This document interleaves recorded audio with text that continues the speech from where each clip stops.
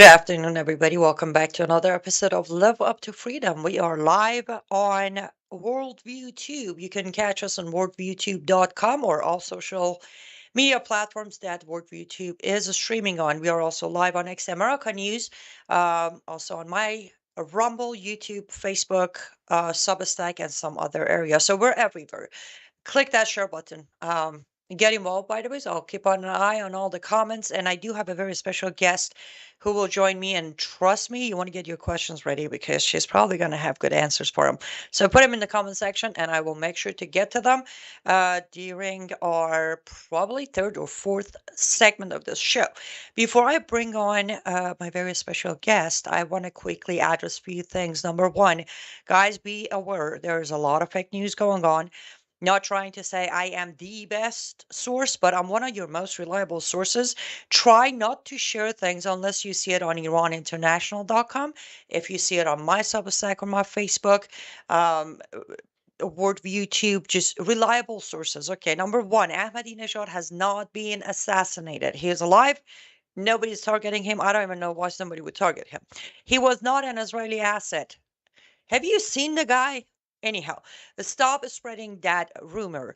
Honestly, even if he was killed, it would make no difference in the scenario. So that's number one. The second thing that's very important, please do not allow, I will not tell you how to live your life. That's none of my business, but do not allow your hatred for Israel and Jews overshadow your understanding that the biggest evil that the world has faced literally in last 46 years could possibly be demolished. Okay, why don't we stop pretending like the regime should get another tank of oxygen? When the regime is over, you're more than welcome to go back hating on Israel. I want to stop you, but for today, stop spreading any sort of support for the mullahs. And I'm coming to you on behalf of an Iranian right now. The first part was a journalist. Last but not least, as an American, I am begging you, do not let a not announced decision from President Trump to divide us any further. Let's wait. Whatever he decides, if he ever decides, which I highly doubt, I don't think he's going to make a decision. I think he's going to keep doing the tiptoeing. But regardless, don't jump each other. Don't hate each other. Stop. Oh my goodness. You're unfriending, unfollowing, is dropping support from people because somebody says we should go to war. Somebody said we shouldn't. Do you know what being an American means? Here's what it means: free thinking. I get to have my own thoughts and you get to have yours. And guess what? No matter what we say on social media or across the street, our voice will make no difference in President Trump's decision. So let's respect each other's freedom of thought and stop attacking each other. We might very well face an enemy here by end of the week. Is this how we're going to protect our nation? By hating on each other over a bunch of thought process? Cut it. Okay, enough. I don't want to go on because you know I can go on. Let's go ahead and bring my wonderful. I've been counting moments to have my guest on this program.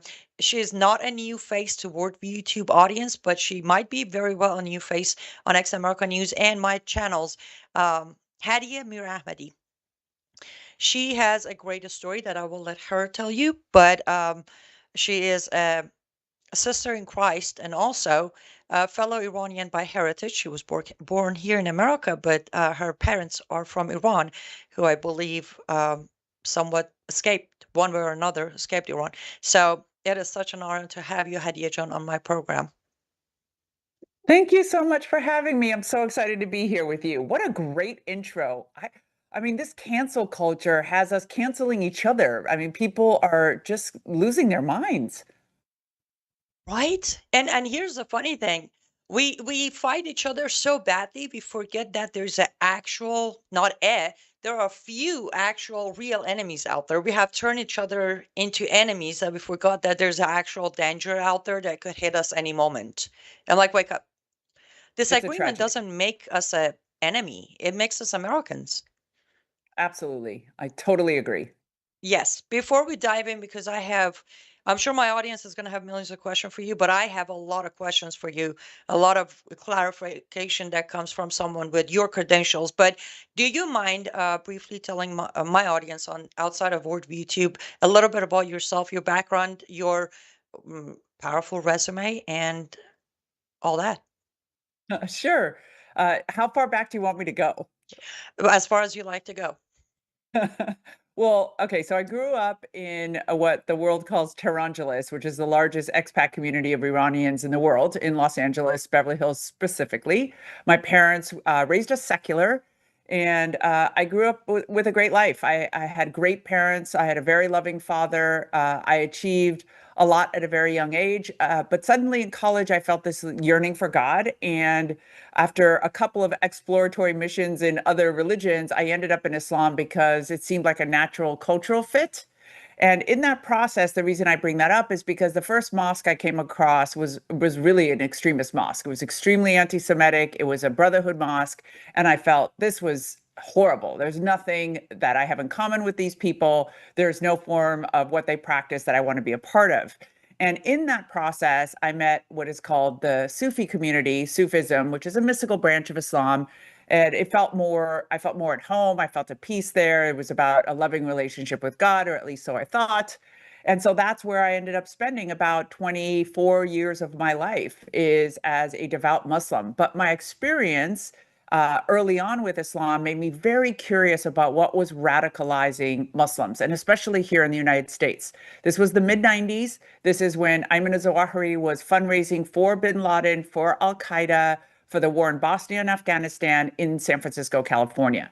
And so I started to interview people that I came across in the mosque, the parents, people that were going overseas to fight, and asking them, what in the world would make you want to join this fight? And in that process, I came across a couple of FBI agents who were wondering what I was doing because they saw me repeatedly in the same places that they were. We struck up a conversation, and that actually began my career with the FBI as a CI, as a confidential informant. What I was trying to do was understand the battle for the soul of Islam, and they were trying to understand what the threat was to the United States. And over time, I spent the next 20 plus years doing work on and off for the FBI. I moved to DC. I ended up getting an appointment by President Bush to serve in Afghanistan. And when I came back from Afghanistan, I went to a number of think tanks. I was at American Enterprise for a while, at the Washington Institute for Near East Policy for a while, and I was a federal contractor across 5 presidential administrations for nearly every branch of the US government. Wow. Yeah. Well, and then I didn't even tell you how I got to Christ. So I was just about to say that on its own is probably, I know you already have a book, but that yeah. probably that right there is 3 books. Now let's get to the 4th one, which I think is the one that you skipped the 3 and then you wrote the 4th one. How did you come to Christ? So I was at FBI headquarters. I had been a Muslim, for over 2 decades, and I decided to take my head cover off. And it was my own decision. I wasn't pressured by my bosses, they could care less. But I just got tired of being judged, my opinions and my thoughts and who I was being judged by a piece of fabric.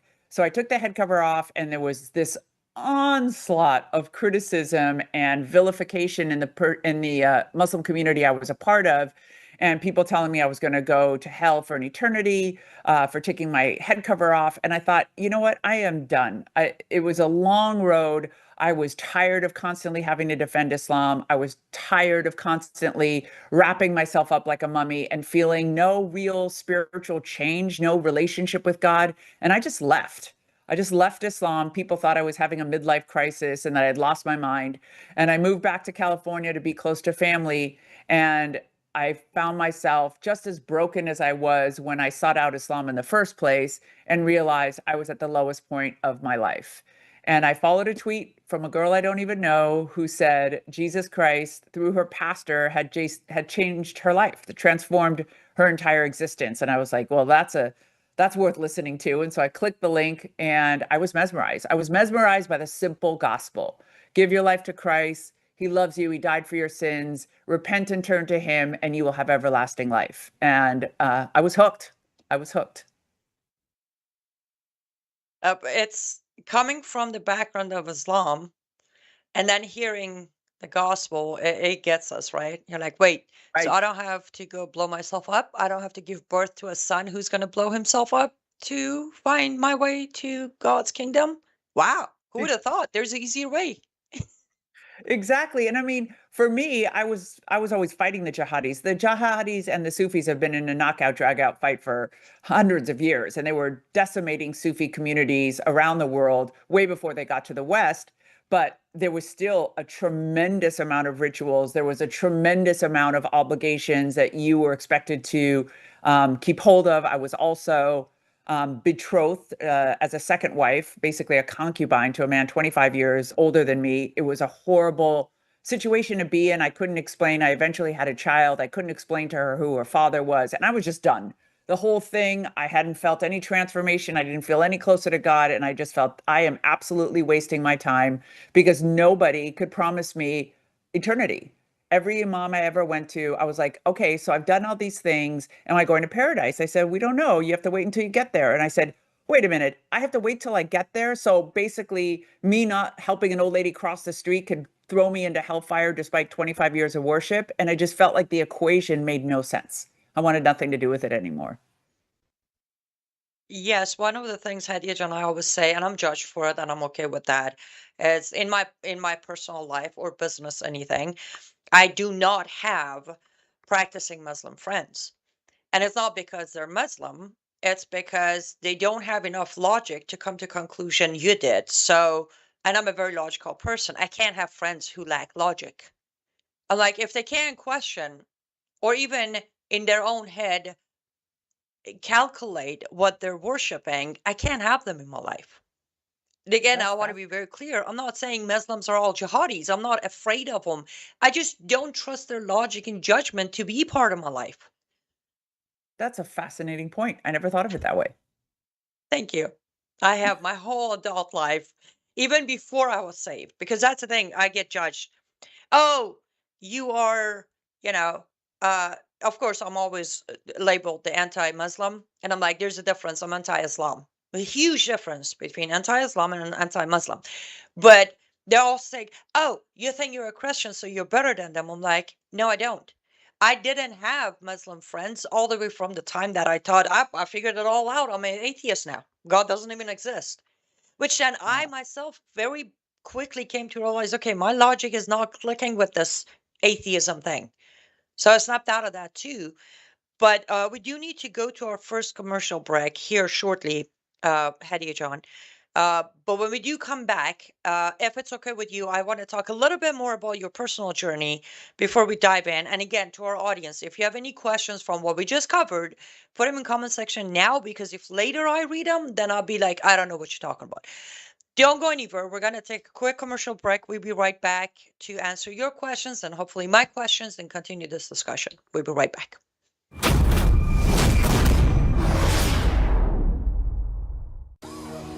Well, hello everybody. It's Annie Cyrus. Welcome to my art studio where all the magic happens. This is the station for painting, and that is the station for all the resin art I do. If you want to check out my art, all you gotta do is go to lutfstudio.com.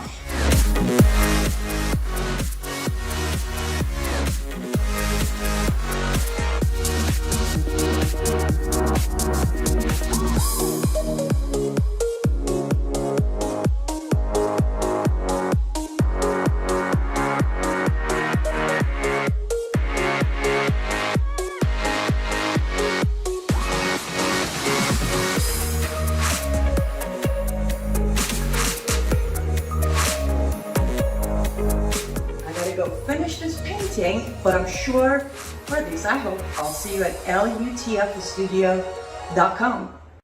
Hello, I'm Brandon House. Would you like to gain access to over 20 years of my radio shows, TV shows, my books? I've written 15 books, and most of those books are ebooks now. And we have conference DVDs, conferences where we filmed our conferences at the Ozarks, literally starting 20 years ago.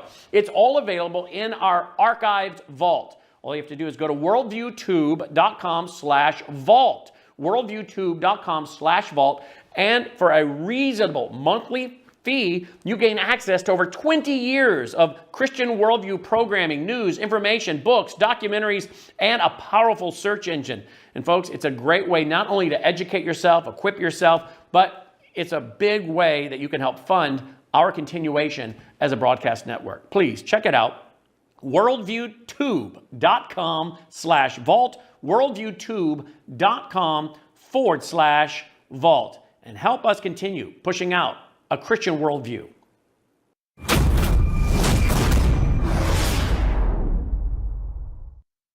Welcome back to Live Up to Freedom. Thank you so much for staying with us until now. Two call to actions, worldviewtube.com, and to Brandon says if you want to have access to 20 years of his content, here's what you need to do. All of that content is evergreen. Some of his books that are earlier, you might think like, oh, you read it and you're like, wait, are you sure you didn't read this yesterday? It is so relevant to today's topic. What do we say in English? Way ahead of its time. So this isn't just like a bunch of interviews that might be dated. His collection of information is literally, honestly, I would say right now it's the most needed to read. So check it out. Also, lutfstudio.com, my artist studio, that is literally, as of right now, my artist studio and my Substack are my only two sources of income. And trust me, bills are piling up, especially for last week around the clock translation. I calculated, I have translated over 8,000 words in last 3 days. So give me a hand over here. Either become a paid subscriber on my Substack, which is liveuptofreedom.substack.com, or head over to my artist studio. Every piece is made by myself with my hands, either resin art, diamond painting, or acrylic painting. And every product is US made. So you know that you're not funding any of enemies or our own demise if you purchase from my artist studio. Okay, enough of me and my artist studio and asking for help. Let's go ahead and bring back Hedieh, our very wonderful guest on. Hedieh John, if you don't mind, and my audience is very used to it, I can ask a question and you're always more than welcome to say skip next. You don't have to answer. You are more than welcome to say that. But I do, if you're okay with it, I would like for you to open a little bit more on what you mentioned about being a second wife and all that. Not necessarily about the scenario or what you went through, the ideology behind what went to convince you that this was a great move, or this was maybe pleasing to the faith part of things, whatever that got you to do it. Yeah, I went through a couple years of therapy, very intense therapy, and quite frankly, my therapist was like, "You seem a little too smart to have done that. To why? Why did you do it?" And I don't know how to explain it. I was 24 years old and I was very broken in the sense that I had achieved a lot professionally, in terms of my studies, and I had a really good family, but I just felt really broken inside. I was very promiscuous when I was young. I abused alcohol, and I just felt like I needed a sense of belonging and discipline in my life.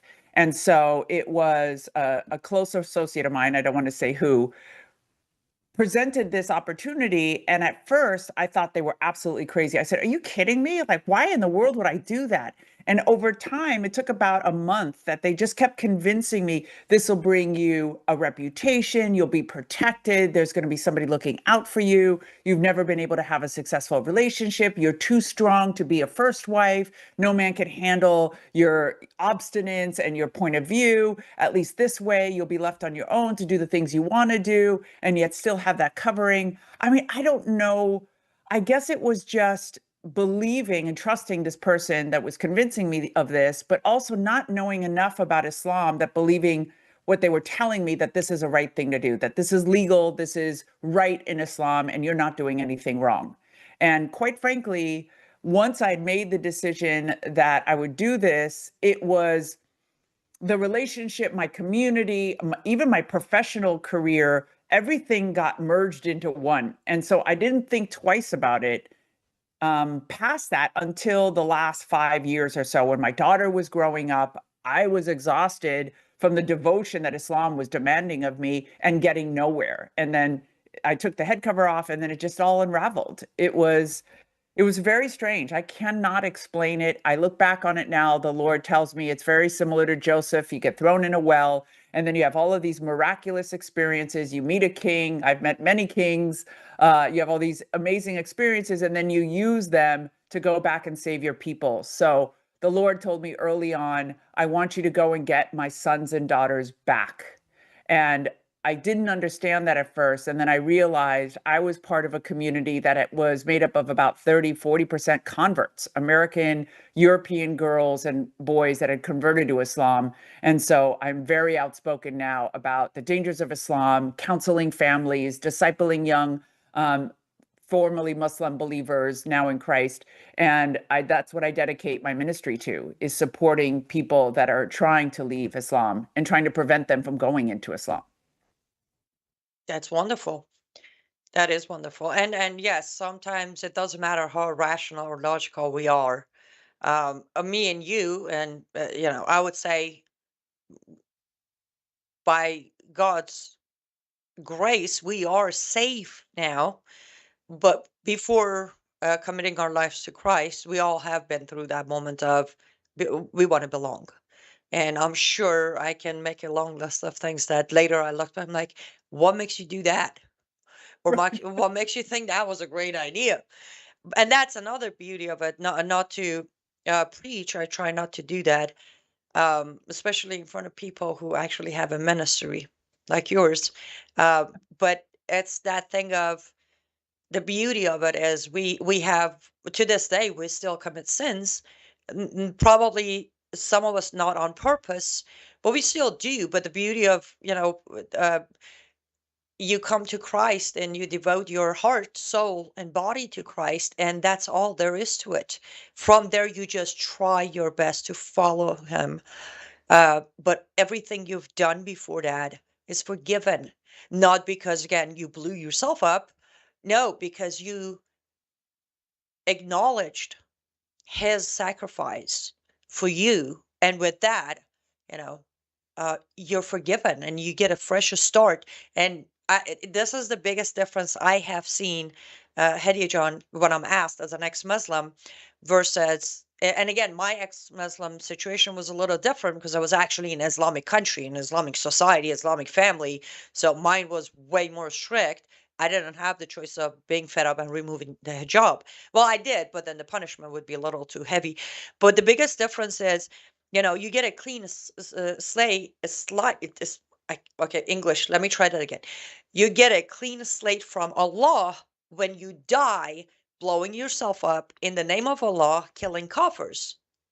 You get a clean slate from God when you commit yourself to His Son. What a difference. And quite frankly, we don't do things in our own strength anymore. So now we have the power of the Holy Spirit that is helping us to make good decisions. And my pastor once encouraged us in a sermon. He said, look back, since you've been a born again believer, how many decisions can you say were horrible? And I thought about it, and none of them.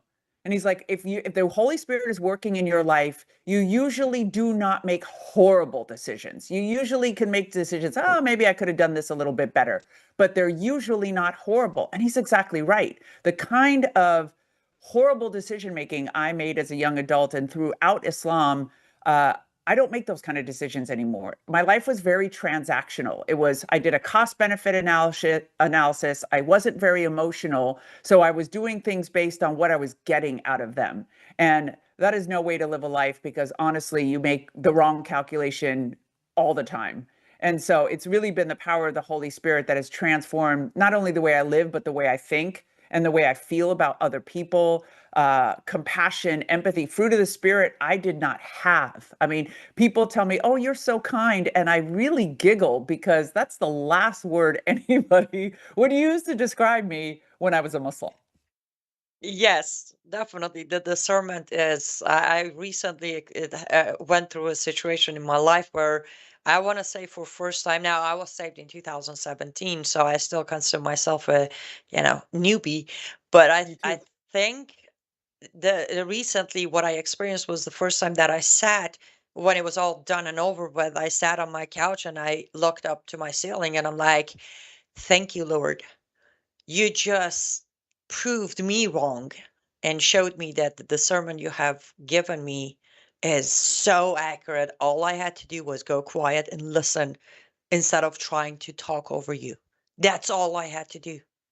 Just sit Amen. down quietly and hear him, and boom, he literally puts it right in front of you. But with few minutes we have left on this segment, just to clarify, you were officially the second wife of this person, correct? So what As does of officially mean? Because, that's not legal in the United uh, States. that's thank you. You just read my mind. So by religious Islamic marriage, you were the second wife, but by the law of the land, you were not a wife, I was registered not. wife. Okay. No. Okay.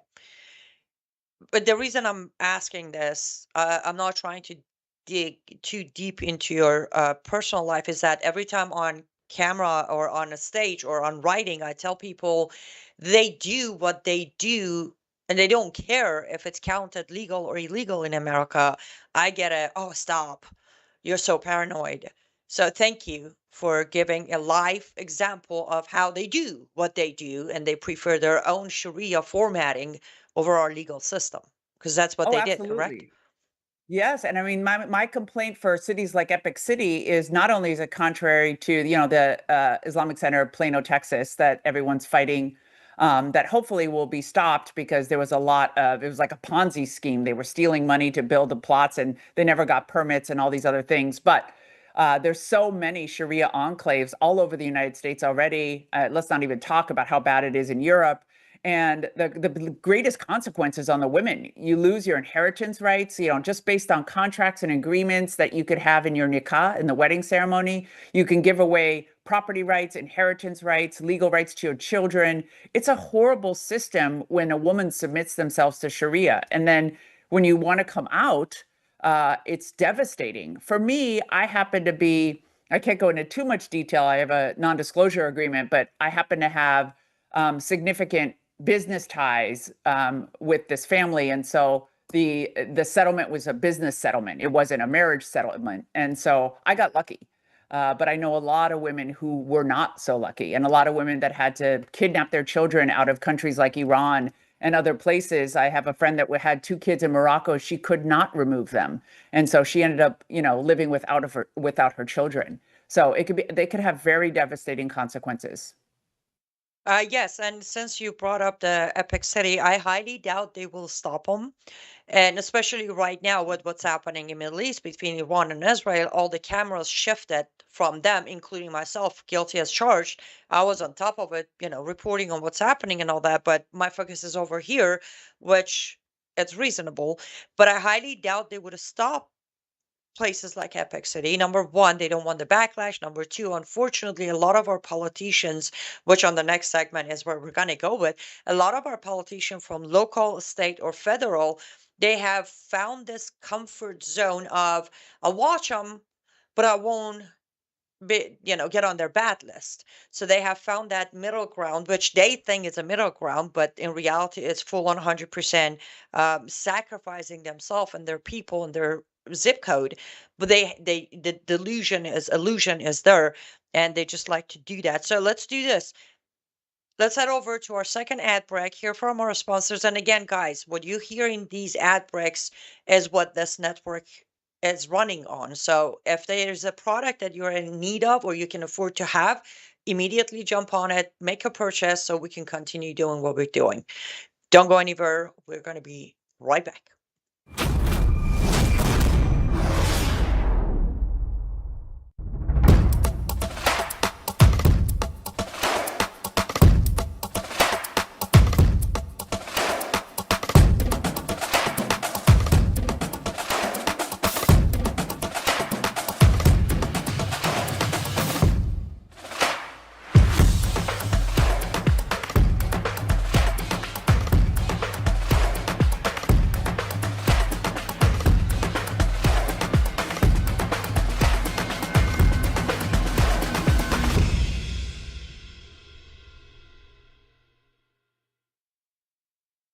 Hello, I'm Brandon House. I want to thank you for all your support at wvwfoundation.com that helps make possible pushing out 24/7 content for free. Without your support, we'd have to put it all behind a paywall. But thanks to you and your support through our foundation, we're able to push it out for free as a broadcast service and broadcast ministry of WVW Foundation. Please consider going there and setting up an automatic monthly contribution, or go there and make an occasional contribution.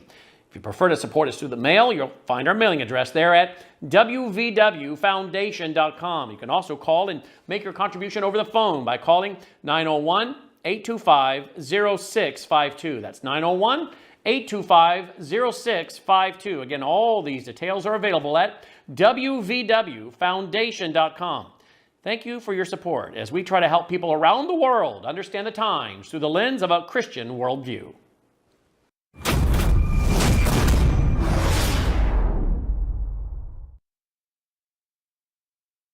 Thank you so much for staying with us until now. And do you guys know why CARE, Council for American Islamic Relations, have made such impact for Muslim society?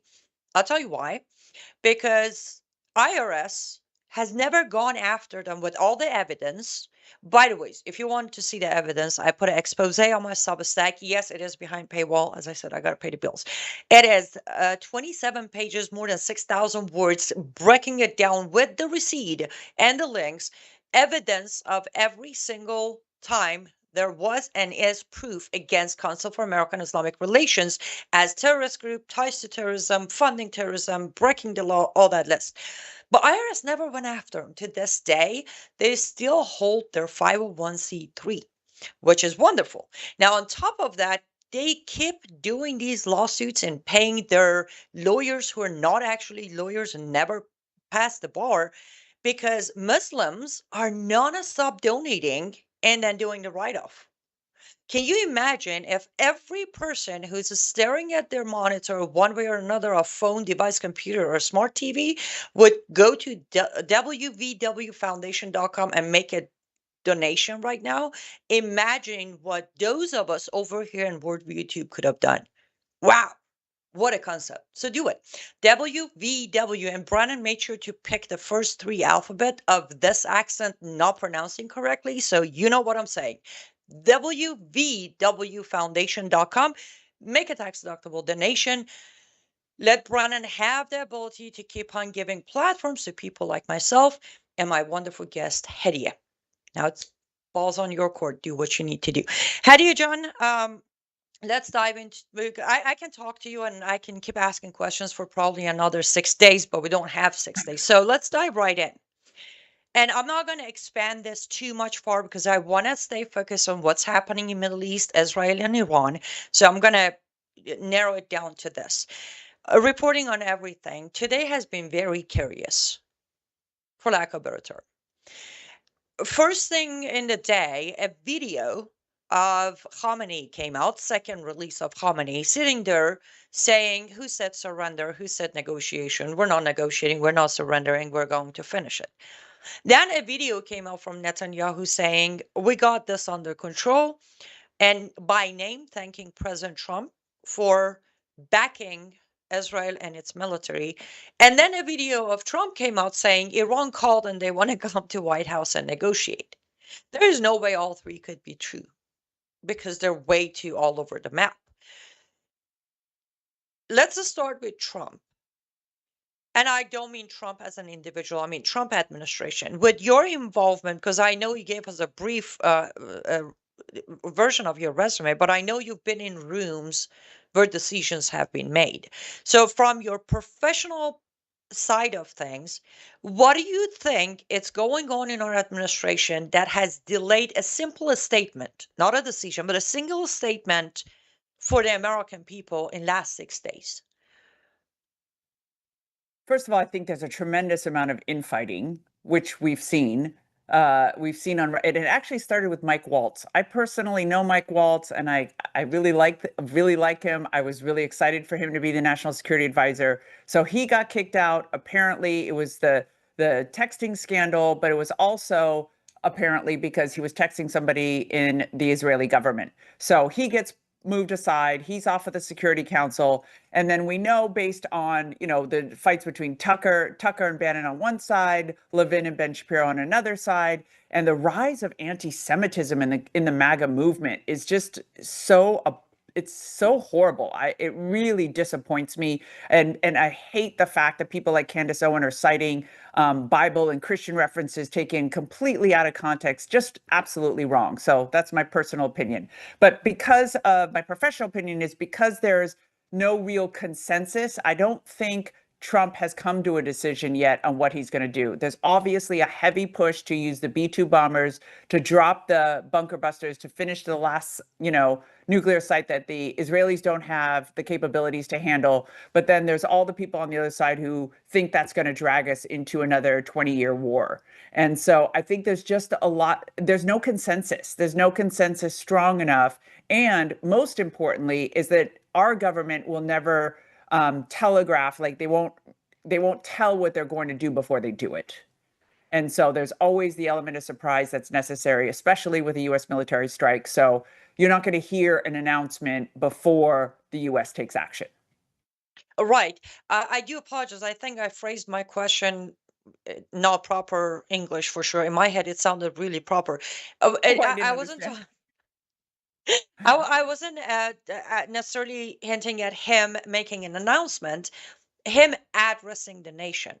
A lot of Oh, Americans, including myself, every 5 minutes, I'm like, "Are we going to war? Are we going to be attacked?"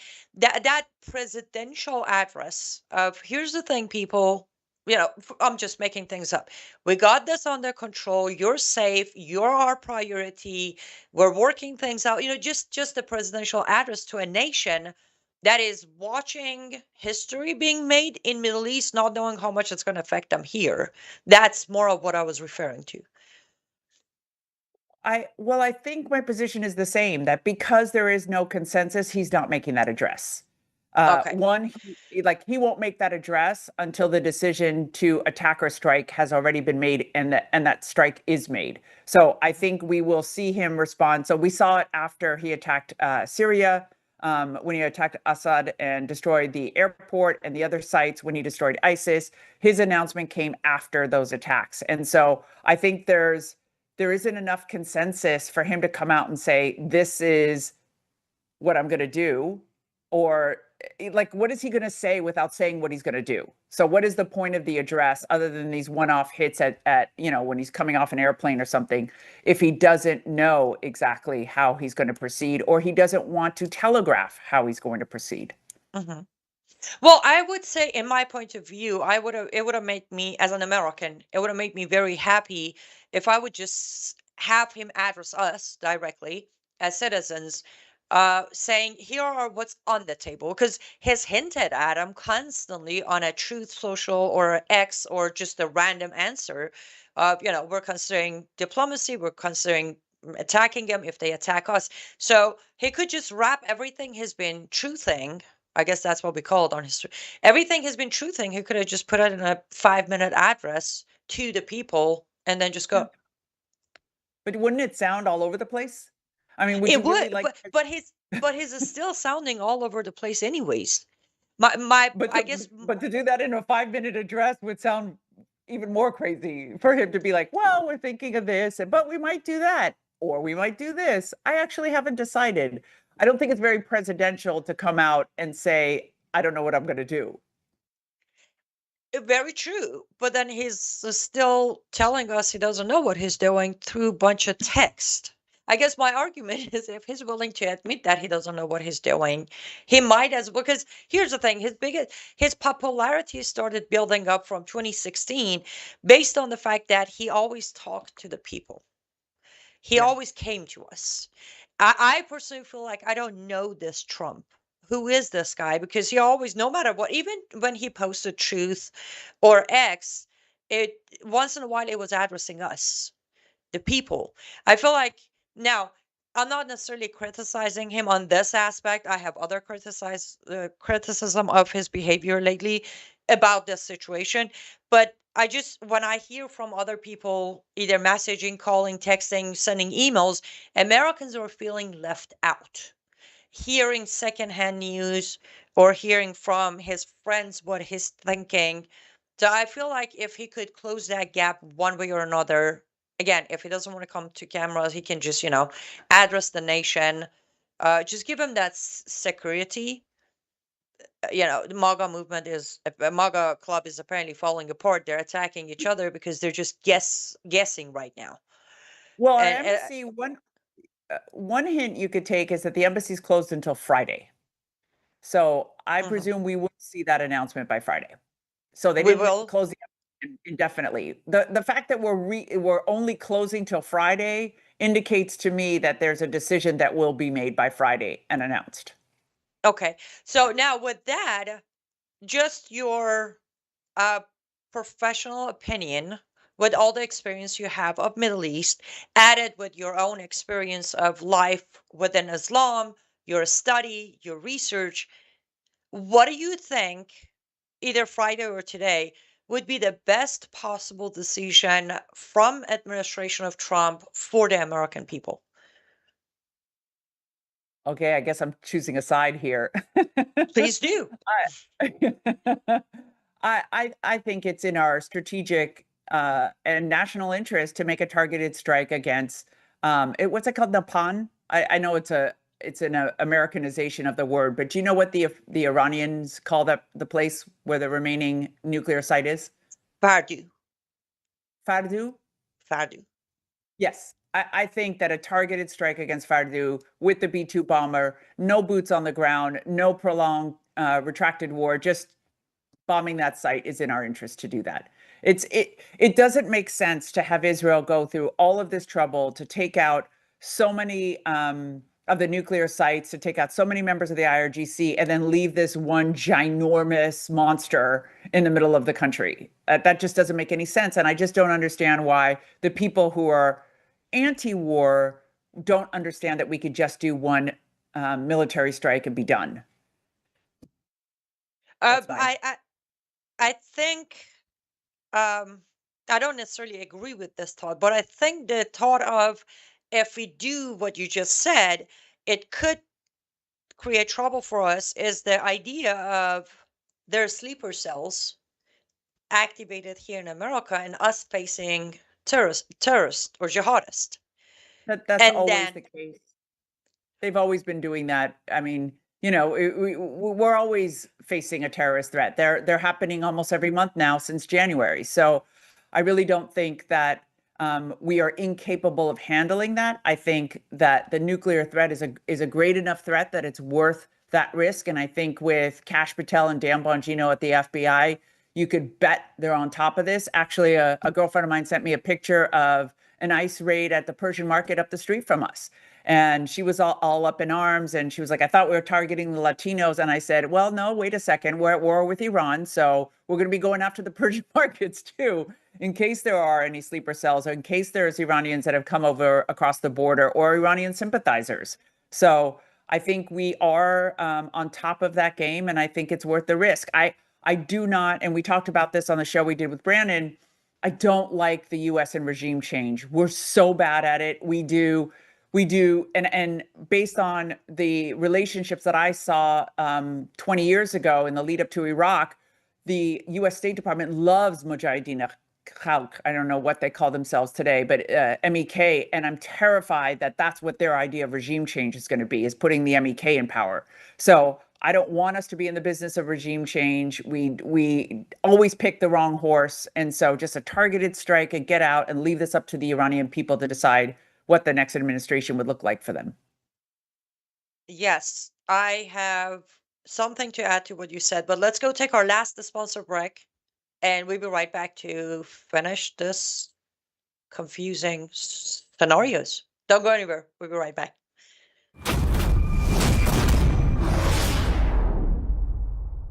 Hello, I'm Brandon House, and I want to tell you about Numi. This is a swish. You just take 2 capfuls, swish it around your mouth for 3 to 4 minutes, and you're absorbing, according to the studies, glutathione. Now, you don't need to take my word for it. There are over 162,000 studies on PubMed on the power of glutathione.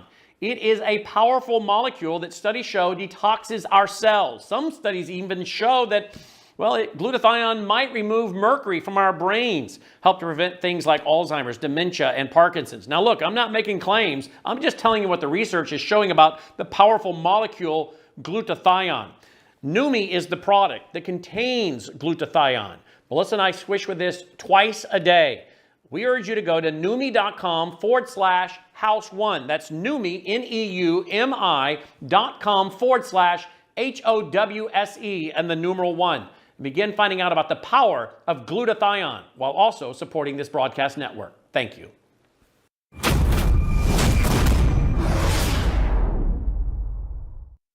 Welcome back to Live Up to Freedom. Thank you so much for staying with us until now. I just received confirmed breaking news that Islamic Republic of Iran's security forces are sending text messages to members of armed forces with warning of possible explosion of your cell phones on red alert.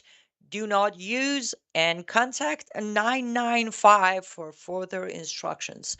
So I think what the Israelis were saying that could happen Thursday night or Friday morning, the armed forces in Iran are thinking that they're going to blow up armed forces members through their cell phones. So just figured since that popped up on my screen, I should share with you. I don't know if that's going to be the case. And what do you think, Hedieh John? You think they're just going to, I mean, I don't know if you've heard, they said Thursday night or Friday morning local time, they're going to do a move that's going to make the pagers look simple. Do you really think they're going to go for their cell phones? This, I mean, the pager thing was quite a shock, wasn't it? It was, I mean, I think the world was amazed at the technology, at the ability to orchestrate that. So I wouldn't be surprised if they're able to do that through the cell phones. I think it'll be extraordinary. I think Iran has also promised or threatened the United States also with an attack. Have they not? A Absolutely. surprise attack? Yes. Yeah. Yes, they So, have. I mean, based on the campaign against Iraq, and remember all of the lead up about what Saddam was capable of and his chemical weapons and all of the threats that he posed, and the country fell in 3 days. The shock and awe campaign, I think it was 3 days long. So, and then the statue, the iron statue came down. So I think Iran does a lot of saber rattling, but the attacks that Israel has been able to accomplish and controlling the airspace demonstrates that it's just a lot of hot air. I really don't think they're capable of the things that they want the world to believe. Agreed. And that's the thing. Those who have followed my program or writing or reporting for a while, since Masa Amini in uprising during 2022, I have publicly repeatedly said, do not listen to the regime. If this is planned properly, considering the circumstances that is so far and different from Iraq and Afghanistan, it won't take more than a week or two to topple this regime and free Iran. I have repeatedly said that for now 3 years. And look. I totally agree. And I think I said that on one of the interviews recently, but Hedieh John, I feel like rightfully so, our fellow Americans are projecting a little bit. Like they're not accepting the fact that people of Iran are very different mindset. They're not gonna blow themselves up to kill our soldiers. They're gonna get behind our soldiers. They're gonna show the road to our soldiers. They're gonna use any method possible to help them topple the regime. This is a very unique situation. When we went after Saddam Hussein, 60% of the country were still pro-Saddam. When we went into Afghanistan, Afghans to this day, majority is still devout Muslim who say death to America. Exactly. I think the world has often lumped Iran with the Arabs. It's the Arabization of Iran that came from Islam, but it never changed the underlying Persian culture that's existed for 3,000 years. And I mean, I even tell you a funny example. When I first met my husband, who had never met a Persian, I don't think he's ever met an Arab before me either, asked me if my family had camels and if we eat falafel. And I was like, those are Arabs. I'm a Persian. We don't eat falafel. You know, it's just these stereotypes. We eat ghormeh sabzi. Exactly. It's like we're not Arabs. They came and invaded and they ruined our culture. And it's not who the Iranian people are at their core. And we know based on statistics that the mosques are basically empty. Apparently, only 2% of mosques in Iran are being used. So, and then we know that it's the fastest growing church in the world. So I think these confluence of factors tell us that it's time for this regime to change. Again, I don't want America installing a puppet regime. I want them to take out the nuclear sites, destroy the leadership of IRGC, and allow a new leadership to arise. Maybe the rest of the IRGC and the military will defect and allow for a military intervention that will lead to an election and allow candidates to come forward. But I think this is the time. I think to let this regime continue when they're so crippled would be unfortunate. Agreed. And I also want to add this. I share the concern of U.S. trying to pick the regime, because that's what they're going to do. They're not going to pick a government. They're going to pick a regime. They have a track record, and the MEK has been a topic of mine to dissect and talk about all the time. And unfortunately, as you said, MEK has Republicans' ears. But at the same time, Hedieh John, I feel like last 46 years, no, last 20 years, Iranian people, those who have the let's say power right now, the generations that could make decisions, and I don't think they're going to stand for anyone picking a regime for them anymore. Like, they have watched, some were born, some weren't. I was after, a few years after, but we have watched what happened in 79. And to this point, it's no secret anymore. Everybody from Iran to Europe to America, everybody knows this was a color revolution. And I highly doubt Iranian people are going to, when they get that momentum, they're not going to let anyone except themselves pick the next leader of their country. I highly doubt they would allow US to do it. I hope not. You're a little hesitant, huh? You're like, they might trust America. Well, no, it's not that they can trust us. We have an incredible amount of power. We have an incredible amount of power and an incredible amount of resources to throw at this. There's, airplanes full of cash that get deposited. There's people that fly over on secret aircrafts. There's somebody who stands up suddenly and says, I'm the interim leader. And everyone looks around them and says, where'd this guy come from? We did it in every country of the world. And look at Syria.